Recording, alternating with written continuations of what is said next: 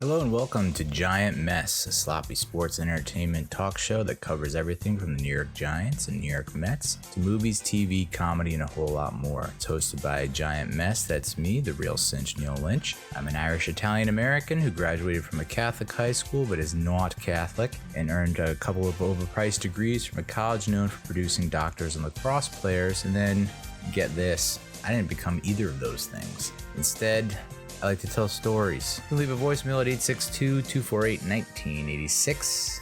That's the last year that the New York Giants and New York Mets won a championship in the same year. Again, that number is 862-248-1986. You can subscribe to Giant Mess on YouTube. Follow me on my official blog, that's neallynch.com. On facebook.com, it's Giant Mess. And then on Twitter and Instagram, it's Real Cinch, RealCinch. And be sure to subscribe, follow, and give me that click. I want that click.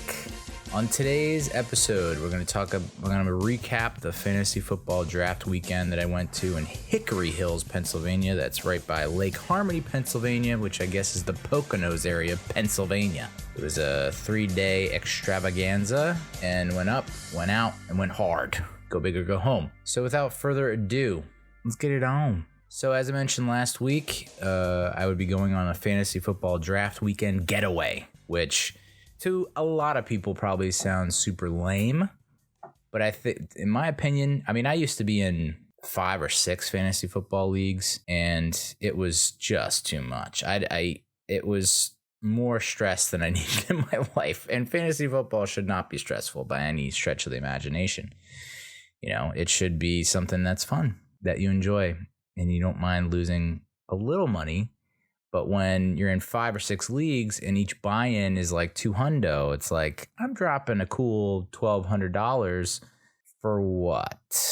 You know? So I think if you're going to be in a fantasy football league, make it one league and go all out in that league. And that's what we do. You know, I think that it's at this point, the fantasy football is just an excuse for us to get together and relive our glory days in college. And that's who is in this fantasy football league with me. It's my college buddies from Johns Hopkins University in Baltimore, Maryland.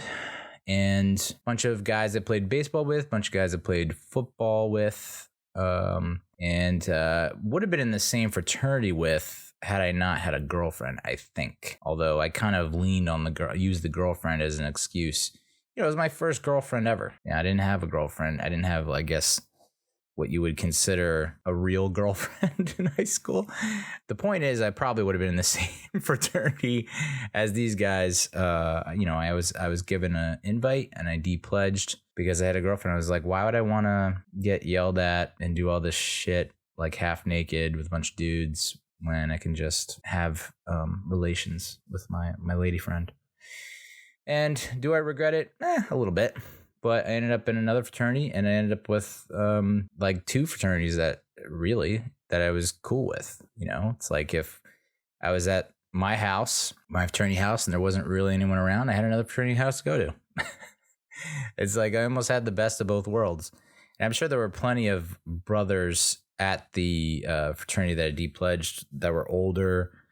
That there was for sure a lot of older brothers that were super pissed that I thought I could just come and hang out at the house. You know, I think they were not too pleased with that. I think there were a couple occasions where it was like, this fucking guy's not allowed in the fucking house, and like they come at me, and then I get saved, thankfully, by my friends. So yeah, that was always nice to. I'm like, you do let other people in this house. I've been to your parties, and this is a current party that you're currently having. So I think it's okay. I did pay the cover to get in. I'm more than willing to buy a keg if it means you won't rip my throat out. So that's the crew that's in this fantasy football league. It's a bunch of solid guys. It's a big league, and I know, so I'm not going to talk too much about the fantasy football aspect of things, because I know a lot of people, it's become this thing where people just don't want to hear it. You know, I think they say that on Pardon My Take a lot, is like nobody cares about your fantasy football team, and I get that. The issue is, like, there's a shit ton of people playing fantasy football. how can you not talk about it? I mean, it's a serious investment, and to have that kind of investment and to not even like mention it in passing, I don't know. Anyway, this is a big league, 14 teams, which is nuts. I got in the league probably like it's got to be almost 7 years now, 6 or 7 years now that I've been in the league. The league's been around forever, and I have not won the championship. The big piece of trivia coming out of this league is that I think a person named Mike has won the championship the past, I want to say 8 times, 8 or 10 times. There's 3 Mikes out of 14, and one of those Mikes has won the championship every year for the past, I don't know how many years. Insane. So I'm going to change my name. I think I would go, I don't know if I'd go by Mike or Mikey or Miguel, or I don't know. My dad's middle name was Michael, so maybe I can get away with that. There was also a famous sports broadcaster, is in the Boston area named Mike Lynch. So, and he's pretty well revered. I hung out with his daughter in Block Island, and she finds me repulsive, which par for the course. So we do, in the past, we've gone to AC and we've done the hotel, got a nice big suite at a hotel, and I'm not too big a fan of that. I mean, I enjoyed it. We got to go, you get to hang out at the pool a little bit during the day, and then it's the draft, and then maybe you go out to a nice dinner either the night before, the night of. I think the one year we tried to rent the what was that major huge boxing match with Floyd Mayweather against Manny Pacquiao. That might have been 16 or 17, and like couldn't get it to work. So that was fun. But it's just a good time all around. They did the Jersey Shore one year, which I couldn't do. And part of the problem of getting married, because my wedding anniversary, my 6-year wedding anniversary would have been on August 20th. And so they typically, fantasy football drafts are, late August.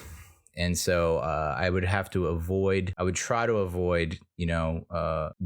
that weekend for the fantasy football draft. And there were some where it's like the consensus was against me, and so I'd have to draft remotely, and it's just not the same, dude. It's just so much better getting everyone in the same room, especially on a weekend like a Saturday, and day drinking, and you can take your time, sort of. I mean, the draft that we had was 4 hours, and I think the people that are not there, it's got to be so frustrating. I know it was frustrating for me the 1 or 2 times I wasn't able to make it. I think one was the wedding, and then the other one was an anniversary, and it was just like they kept picking that same weekend, and I couldn't make it. And then trying to draft remotely, it's just luckily we set up like a FaceTime type situation, so the people that weren't there could at least kind of see what was going on and kind of hear what was going on. Something. I know it's better than nothing, but I can't imagine that's a good experience with all of us buzzed brohams buzzing, just making so much noise and yelling and trash talking. So usually do AC. They did Jersey Shore one year. Couldn't go to. It looked like a blast. We did the Lake Harmony house last year. It was right on a lake, and that was pretty sweet. Lots of people, like neighbors, just people on their boats, jet skis, swimming. It just was like a lot of activity around us, which I loved. And we actually did something where we semi-accidentally started the draft the night before it was supposed to start. So it's kind of like a surprise start. And I can't imagine what the remote people were thinking, because that's when you're on premises, on location, that shit just happens organically and pops up, and people get way more spontaneous. And there's just zero thought that goes into the remote people.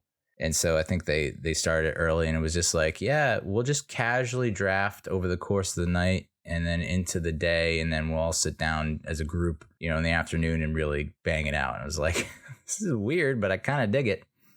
And but with that situation on the lake, you had to deal with laws. You had to deal with the more local, either the local residents or like the long time vacationers or guests or something, people that they've been there for the past 15 to 20 summers and they know all the laws and the rules. And of course, the people across from us were such assholes, or behind us were just, the house was pretty decent, but not enough beds. I remember there was we got there early last year and were able to snag a decent room with 2 twin beds, that was like the cream of the crop, and then the guys that were late, they got all kind of bunched up and grouped up into what we ended up calling the COVID cave, because it was like, it's just close quarters. And there was a little bit of a COVID scare, just a little bit of a COVID scare. But we have, that's I always say in my intro, overpriced degrees from a research university known for producing doctors. Well, we got a bunch of doctors in this group, which is good. And so it's always nice hearing, people think, oh, doctors are doctors and like they must all be like-minded and must all have the same opinions because science is very, cut and dry and factual in the medical community. You go to med school and you learn, it's like, no, there's disagreements. I mean, I've been privy to a lot of disagreements between the doctors and the group on the group text. But so this year we got to go back to that same area, but this was a much bigger house, which was great. And there's 10 of us that were able to make it, and there were 10 bedrooms. So it's like everyone got their own room. And I know you're thinking like, holy shit, is this a mansion? It didn't come across as a mansion. I don't know. Maybe I remember thinking when I went to the Playboy Mansion, like, man, this thing's going to be like a goddamn Gothic castle that you'd see in like, downtown Italy, in Roma. But no, Playboy Mansion was just like, oh, this is smaller than I thought it would be. You see it in pictures, and I guess you see it with like the playmates in the pictures, and the playmates are not like 6 foot 235 like this old fat ass you see before you. So I guess, I don't know if you call it a mansion per se. I mean, it was very affordable and very, did not cost an arm and a leg. So that was nice having everyone had their own bedroom. I will say we weren't by the lake, no body of water near us. We really just stayed on the premise, like in the house for the most part. But would hang out. They had a big deck area, patio deck, which was great.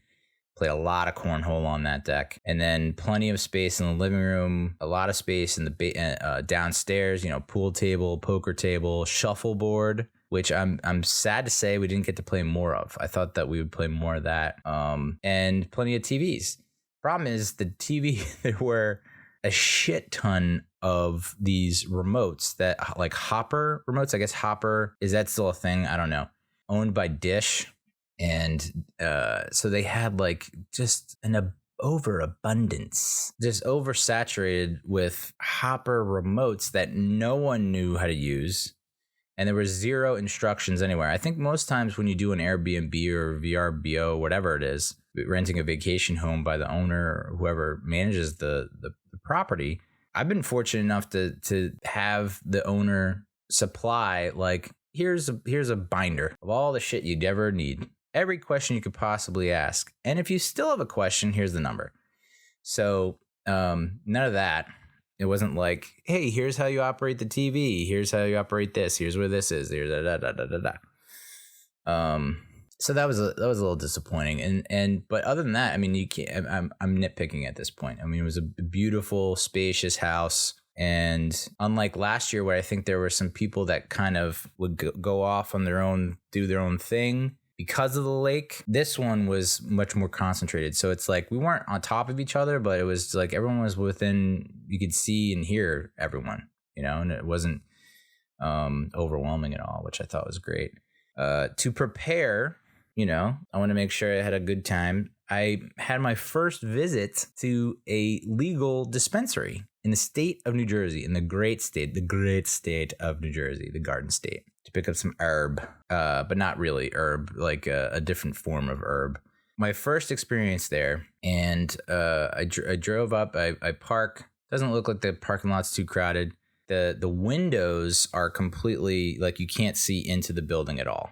It's just completely they have it like almost, when you I think about the fraternity house when we'd have a party and like we had those big windows in the front, we'd have to cover it with newspaper so like people couldn't look in and see all the crazy crap that was happening, which was just beer pong. It was mostly just beer pong or some other stupid game, but a lot of underage drinking. So yeah, that is a federal offense, as we all know. And so it was kind of like that, like you can't see in. And so I didn't know what to expect. I walk in and there's another snake line, but it's not a snake line. They have it set up for a snake line, but it's not that crowded. So I walk in and I'm just like, okay, I don't know what to do. I've never been here before, but the guy's like, hey, come step on up. I just need your ID. All right, there you go. All right, you just go through that door. And so I go through the door and then just hit with the stench of that sticky icky. And I'm pretty sure I got like a secondhand high for sure. And to go through the snake line, even though there's no people to snake, and just kind of, and I see like, oh, you need to place your order before you approach the counter. And I was like, no, dude, don't pull another rental car BS policy on me again. I got to order online again. Can I just order from the person, please? And it turns out someone saw me like trying to do it, and they're like, oh, no, you can just go up. You can just go up to the counter. I was like, oh, thank you, Jesus. Why do people make this so complicated? But it was mobbed.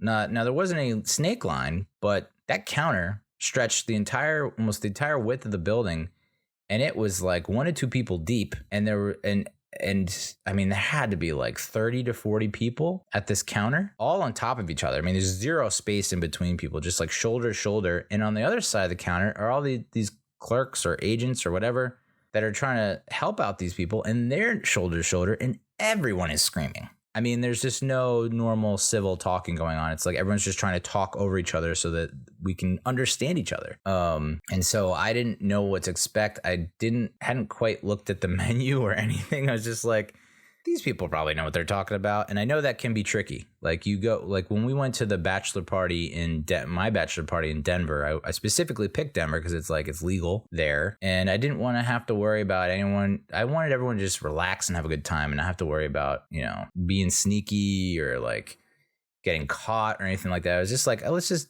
go where it's legal and we can actually enjoy ourselves and not have to panic or worry about anything.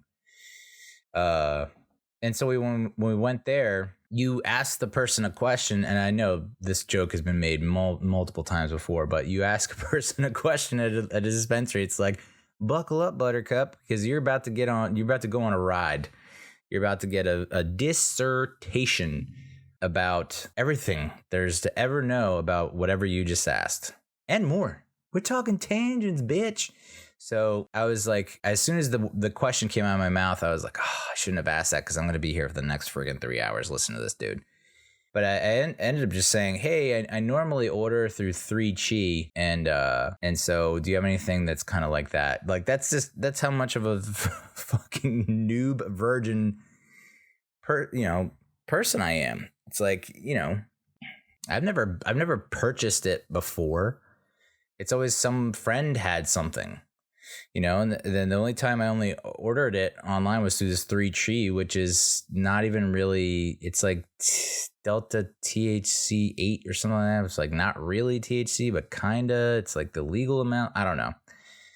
So he was polite and he basically was telling me he has no idea what I'm talking about. I was like, what are you looking for? What do you want? And I was like, well, I want something to help me sleep, and I want something to hang out with my friends. He's like, all right. So you want an indica? You want a sativa? I was like, yes, that sounds familiar because my friend said indica means in the couch, meaning you are melting into the couch, and didn't have a cool saying for sativa. So we got to think of something for that.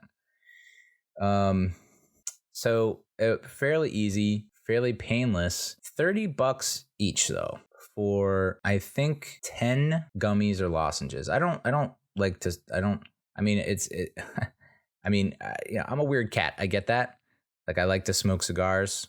I'm not a big fan of smoking cigarettes unless I'm drunk. And and in terms of smoking weed, it's like I really don't want to do it because I look like such a a squid. Is that the right word? Such a nerd, just a dork when I smoke up. So I'd much rather just do a tincture under the tongue and I'm good to go. I don't have to do this like, what's the etiquette about puff pass and like all this other crap that you got to worry about. Like, no, dude, I just, am I hitting it too hard? Am I hitting it too soft? Vape pen? No, just give me a gummy.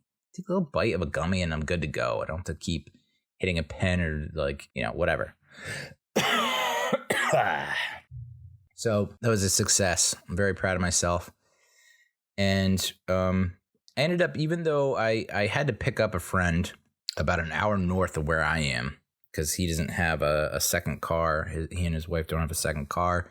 She needed it for the kids, so I offered to pick him up, and he got me some Topo Chico hard seltzers, and he busted my balls for that. And I went to the liquor store and I picked up some more hard seltzers because I felt like I needed to bring something to the game, to the party, to the table, along with Teremana tequila, the Rocks tequila, no big deal.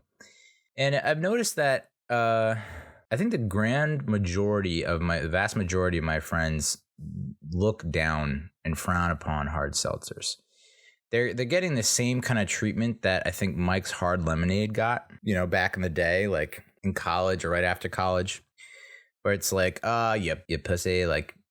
But you look at Mike's Hard Lemonade and you look at hard seltzers, and they're like 9 times out of 10, they have higher ABV than most of the beers that these jokers are drinking. So like, is it because I think it's a couple things. I think it just needs a new name. I think beer just sounds cool. Let me get a beer. I have a beer. You have a beer. You want some vodka? Like, all right, let's get vodka. Let's wrestle a bear. Let's do some ice fishing. Oh, you want some tequila? Yeah. Let's shake the maracas. But with like hard seltzer, I think it's the word seltzer first and foremost that needs to go. We just got to come up with it's got to be something called different. Because anytime you say the word seltzer, it just, people, they immediately take your man card. It's insane. And hard anything. I guess a hard cider, there's a strong contingency of guys, a niche group of guys that are like hard cider all day, every day. And yet they're not taken to task like I am for my hard seltzer addiction. Bullshit. So yeah, I drink hard seltzers. I put a lot of thought into this stuff. I know people don't think so, but like hard seltzers, more times than not, lower calorie count, lower sugar count, lower carbs, more punch, more alcohol. What's the problem with that? It's like no. If you're going to put poison in your body, it has to be the worst poison, and it has to be the worst for you. Okay. I guess that's what makes it like I'm less manly because whatever, dude. Yeah. I was worried about this trip with my car. I just, if you listen to a previous episode, I put like $3,200, $3,300 of repairs, maintenance into my car, taking it to get serviced, and that's leaving out a few items.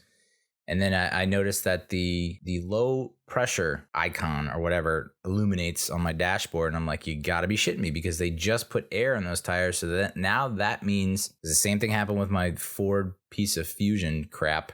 That means that there's a leak or it's rotting. And that means the tires need to be replaced, which means that's another cool $1,000, whatever the hell it's going to be. So, and I inspected the one tire and it looked like Predator got to it. Or Wolverine. Like there's a pretty significant, it looks like a gash, or someone tried to knife it, but yet it's not like flat. So I don't know. I rolled the dice. I was like, all right, so be it. I didn't have time to get it fixed, or maybe I did and was too lazy. It just, my list of things to do is just too long at this point. I'm just like, I'll get to it. And then I never do. Although there's some things where it's like, if I don't get to it, I'm in big time trouble. So that Maple, he lives in the, I guess I could say this, I haven't given his name or anything, the Maplewood, South Orange area. That area needs to reevaluate its road situation. I almost got in like 3 accidents immediately after crossing the town line. Immediately.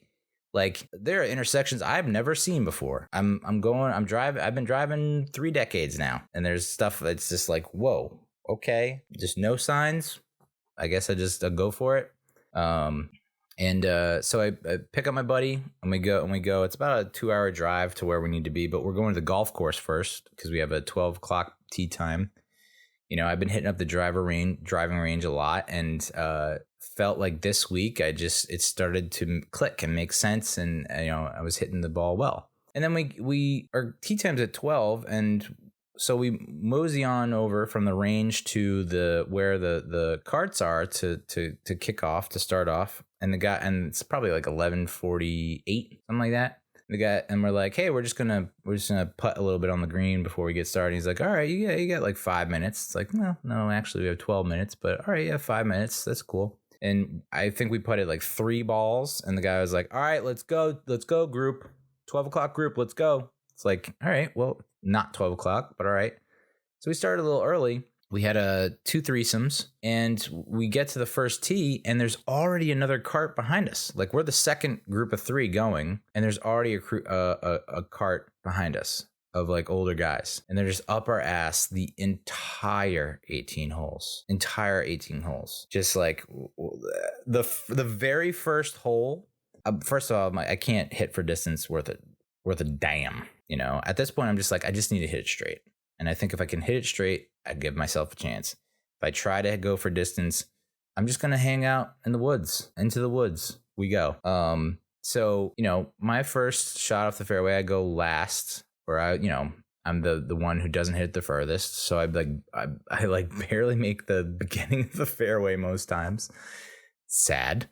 And I hit my shot, and I just got done hitting my shot, and I took like 2 or 3 steps to go to the cart, and of the ball that has been driven by these motherfuckers behind us almost hits me. It's like, come on, guys, are you serious? Is there a early bird special at the Golden Corral? What's going on here? So that kind of put a little crimp in the day. The enjoyment wasn't maxed out because of these dudes. But I will say, I got a couple compliments on my golf game, and then the front 9. I didn't do any kind of like drinking whatsoever, and so I feel like my game was a little bit better.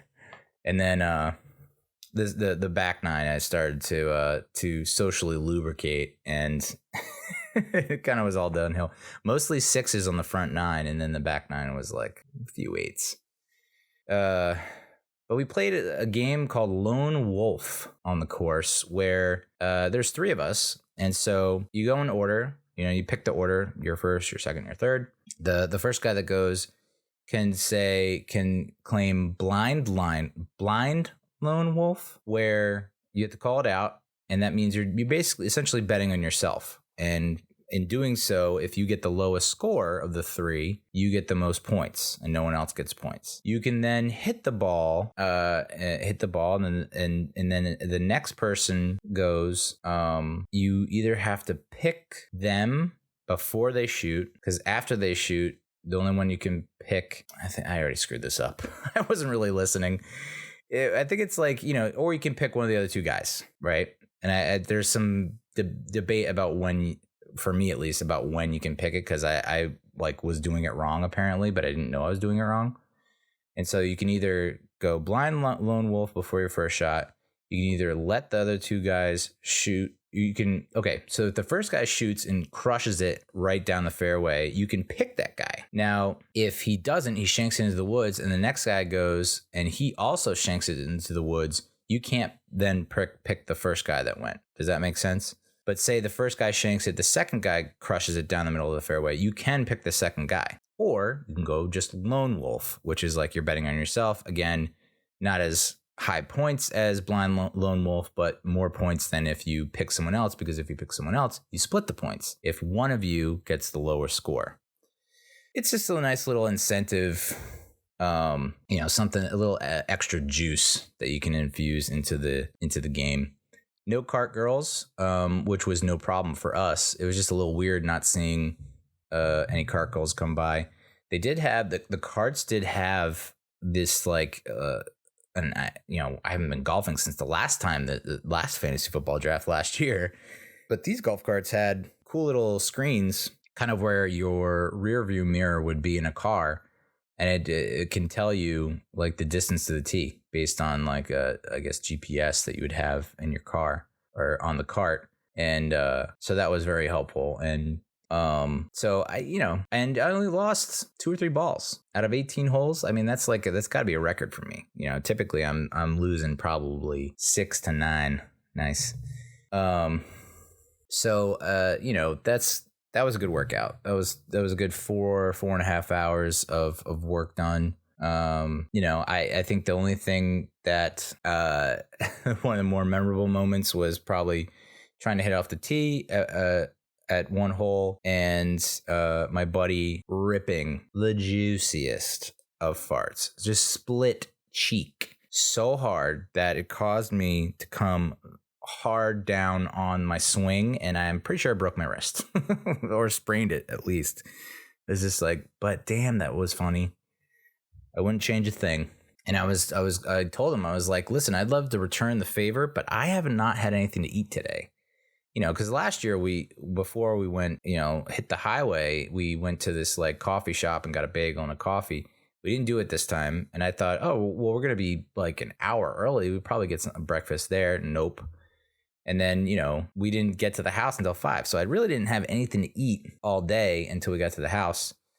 And then dinner was, I'm really impressed by at least this group of friends with their culinary skills. I did not expect that from a lot of these guys. Like, because typically in years past, we'd always have this one guy who's kind of like the den mother, if you will, who, he puts together these trips and he does most of the cooking. Like last year, we did not eat dinner until 10:30 at night. It was that, I always say this, but it was like if you were to eat, if you lived in Spain or France, like they have their dinner at like 9-10 o'clock at night, because they're all siesta-ing or napping during the day, I guess. But so he tends to dabble in vitamins, if you know what I mean. If you listen to Pat McAfee, you know what I'm talking about.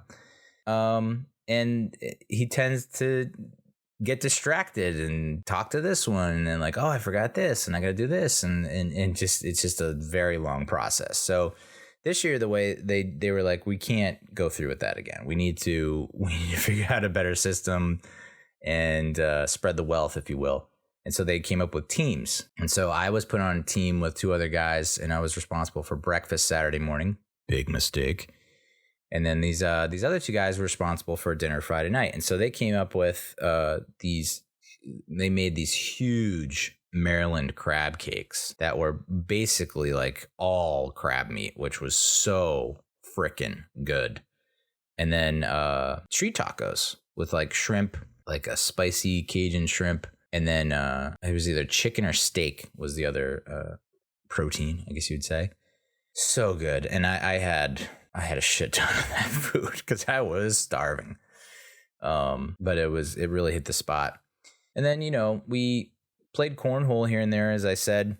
I think for me, the commissioner of the league, he had a cornhole set, and of course he's a Cowboys fan, so his cornhole set was like the big Dallas Cowboys star on each of the boards. And I was like, oh, this hurts my eyes. But I guess the one positive spin zone I had on it was like, at least I get to drop my bag on that star. I'm gonna drop my bags right on that star. And some really interesting turn of events with cornhole. Again, I don't think anyone wants to hear secondhand about how that goes, but my Lord, dude, the swings as a roller coaster. And I always wondered, like, I know they have it, they televise it, like ESPN, the Ocho has it. They televise that, but I feel like they don't capture, it just doesn't feel the same watching it on TV. Like they just don't have it's just not as like live or die, like riding on the edge of the wings of an eagle. It just doesn't feel as exciting as it does in the moment when, you have literally 3 or 4 bags, like just dangling in the hole. And then a guy decides to airmail it and knocks them all in. But, yeah, I mean, that's like, to me, I put this on one of the dating apps, and I'm sure that's why I don't get any likes on the dating apps, is like that's to me is a perfect day. Like wake up, kegs and eggs, day drink, cornhole, homemade food, maybe some sports on the TV, poker, shuffleboard, pool. Like, you can't go wrong with that.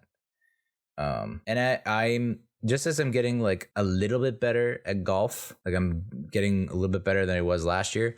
I'm getting a little bit better at poker than I was last year. I just had zero, like, it's interesting, man. I had zero interest in golf and poker for a long, long time. I think because I was just so overwhelmed and so bad at it for so long. Like, anytime I tried it, it was just like, this is, it's just unusual. Not to, this is going to sound, I'm going to sound like a cocky asshole, like a douche, but there are not many things where I try it. If I try it and I'm like, okay, that was encouraging, that I would give up. But poker and golf were two things where it's like, I am so bad at this. I am not getting it at all. Why would I want to invest my time in it? And it's like, well, if you just invest a little more time in it each day or every week, or at least a little bit each month, you do get a little bit better. So I still got smoked in poker that first night. And it's because I did the sativa half a gummy. They're like 10 milligrams, which I guess is not a lot. At least that's what the other potheads and stoners said in the house, was like, oh, that's nothing. And I was like, I do like half, and I still feel like I'm in orbit. So, yeah, that was trying to understand poker when you're already that deep. It's like every year I say to myself, I come away from these fantasy football draft weekends and I'm like, I gotta play better golf and I gotta get better at poker, or these guys are just like never gonna hang out with me again. As sad as messed up as that sounds, and as sad as that is, that's super pathetic. But I'm like, all right. And then usually I would, but then I kind of forget about it, and then I try to do like a crash course in golf and poker, like the day before or the week of, and it just never works out.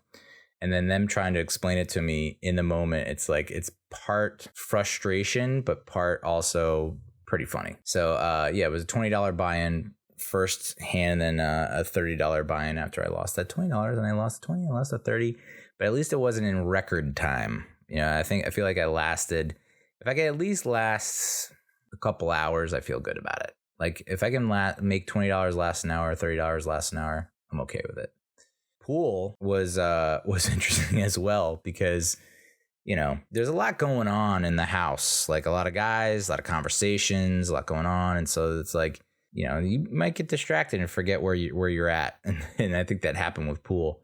And I think a lot of people underestimated me with pool, but pool is one of those things where I've been playing pool even when I haven't been playing pool for a long time. We had a pool table. Well, we didn't have a pool table. My grandfather had a pool table, so anytime we would go over there, it's like, it's pool time. And so I feel a little bit more confident in my pool abilities. And we played a lot of pool in college at the local bar there, PJ's. That fucking place. And I get so, my anger with them stems from the fact that it's like they wouldn't let me in when I was underage. Like, that's it. It's just like they that's it. They didn't really, I might have got kicked out of there once or twice. But yeah, so we played a lot of pool there, and played some pool here. I made some pretty decent shots. I think some shots that people would have taken, would not have taken a plus 300 bet on, or plus 500 bet, or even a plus 900 bet. And I proved the haters wrong. So I feel good about that. Looking good with the stick. And eventually made my way upstairs to movie watching crew, because there's always a couple stragglers that are like, listen, I suck at pool and poker and shuffleboard. Let's just tune out and watch some movies. Oh, that's just foul. Wow, that would have scored at least 2. We watched Varsity Blues, a movie that I haven't watched in a while. Last time I think I watched Varsity Blues was 2013, before I met Cassie, my ex, and ended up meeting a lady who was a friend of a friend, and we hooked up, and she was like obsessed with Varsity Blues, and I think she had Varsity Blues on VHS, which is even more baller. And watched that, and so it's been a while since I've seen it, and I unreal, like that kind of shit happened in high school. Like, I can't even imagine pulling those kind of stunts in college, but like the strip club scene, like, it's the night before a game. It's like a school night. They have school the next day and a football game, and they were out all night at strip club, and that strip club like didn't give a shit that they were like, and I guess that's the whole point of like high school football in Texas. It's like, man, I wish I had played high school football in Texas. I guess is my point here, because the amount of crap that they can get away with is just unbelievable. It's like they're wearing their varsity jackets, and you all have saw them last weekend beat Elmore, or whatever the hell the other school's name is. And then of course the teacher, spoiler alert, but the teacher is like a stripper at the strip club. And it's like, we don't tell anyone, okay? It's like, what am I watching? What is this? Is this real life? No, it's not. It's a movie, Neal. But at the same time, I mean, that scenes like that in that movie are like why I played football when I decided to play football as a kid. So that was, I couldn't get over that. And then driving your pickup truck, black, like pretty much browned out drunk, to the football field, parking it on the football field, taking out your shotgun, and then shooting all your awards, and then no one giving a fuck. It's like, okay, all right.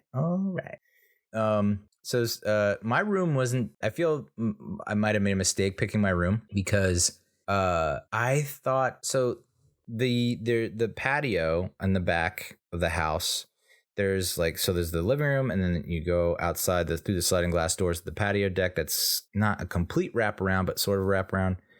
And then there's a bedroom like right next to the living room with a sliding glass door out to the outside. That's by the hot tub, and that goes right out to where the cornhole is. And I thought, well, that's perfect for me. But the only thing I was worried about was the light situation. It's like, if you're watching the video, I have these blackout curtains. I'm spoiled so bad. Like if I go anywhere and sleep anywhere else, it is not dark enough unless I'm in like honestly solitary confinement, or like a cave, or, a cube, windowless cube. So anytime I go somewhere else, it's like there's just way too much sunlight here. And that ended up being the case with this room. But I thought, oh, this would be perfect, because last draft, it was like I was staying up till 3-4 in the morning, maybe even later each night. And that was not the case Friday night. It was like I was donezo by 2. And then, I think I maybe got to bed at like 3:15 on Saturday night. And I wasn't even really that tired. But at the same time, it was just like, and the other part of it is, other than the light, you're right by the living room, which is like where everyone congregates in the morning. I don't know how people do this. Okay. Morning, early risers, morning people, especially morning people that I was partying with until 2 and 3 in the morning. How are you getting up at 8 in the morning? Why are you getting up at 8 in the morning? Like, can we all, and especially, and I think the reason is a lot of these guys are dads now, and your kids get up early. My kid does not get up early. She's, like daughter, like father. Like father, like daughter, because, I just don't get up early, and I don't feel like I'm missing out on a whole lot. But these guys, it's like, dude, I went to bed before you and you're up before me. And so, like I said, I was Saturday morning breakfast duty, and I woke up at like 9:30, and that was only after, an hour of listening to everyone talking and conversing right outside my bedroom door. And I got up, and by the time I get to the kitchen counter, it's like, breakfast is done, dude. The dishes are done. My teammate decided that to make this unreal breakfast casserole that I guess it's kind of like if you were to have a skillet, but not really. It was eggs, cheese, tater tots, bacon, sausage in like a casserole arrangement type thing. So freaking good, dude. And I was just like, do you need any help whatsoever? He's like, nope, it's all done. Thanks. It's just like, oh my God, I feel like such a piece of shit. Like if he, part of me kind of expected that to happen though. Like it's just the kind of guy he is, he's like a biomedical engineer, scientist, doctor, like basically came up with a lot of the vaccines, like the vaccine for COVID, that kind of guy. I was like, he's probably got this under control. And I think he understood, it was like a mutual understanding without having to say anything. Like, okay, well, Neal's gonna like obviously stay up too late, try to sleep in, probably forget that this is like his responsibility. So I'm gonna take care of everything. So I was like, thanks, man. There were a lot of spicy Bloody Marys going around. I ended up, my buddy did not want vodka in his spicy Blomo. He wanted tequilas. And so didn't want to like waste a shot. So I ended up having to do a shot of vodka in the morning, which is always a great way to get the day started. We were off and running. Draft started around 2. Like I said, that we had pizza and subs, and finished around 6 o'clock. We did have a buddy that was fucked up, like as out of control as you can be without completely ruining the weekend.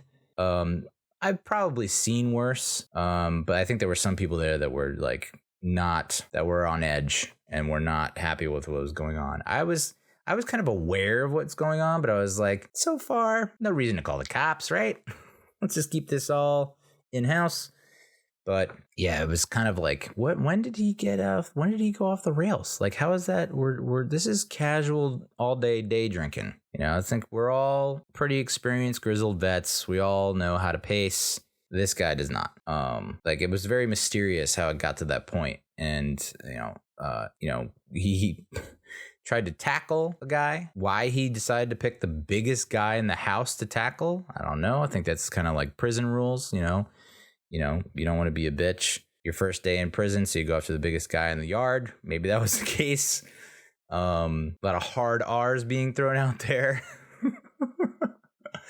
And then he tried to do a jump off the cornhole board, and you could hear a little crack right when he elevated and off the board, which did not sit well with the owner of the board, especially since the guy who did the jump, who was blacked out, was an Eagles fan. So it's like, you know, there's I don't think you meant that to be just that. I think you did try to crack my board. But talking smack to everyone on the cornhole boards. And then when he got on the cornhole board, I've never seen anyone miss more or harder than this dude. I mean, not even within a limb's length of the board, which is tough. He ended up tossing one that went above the roof of the house and landed on the railing of the patio deck. It's like, it's about as bad as it gets. So he was basically passed out by the time dinner was ready, or a little after the draft. Like, the sun didn't even go down yet. Like, the sun's getting real low, and he got even lower before that happened. So we took a nice little group picture while he was passed out on the couch. And then dinner was another Grand Slam home run. Couple friends were teamed up, and they did lomo soltada or soltado.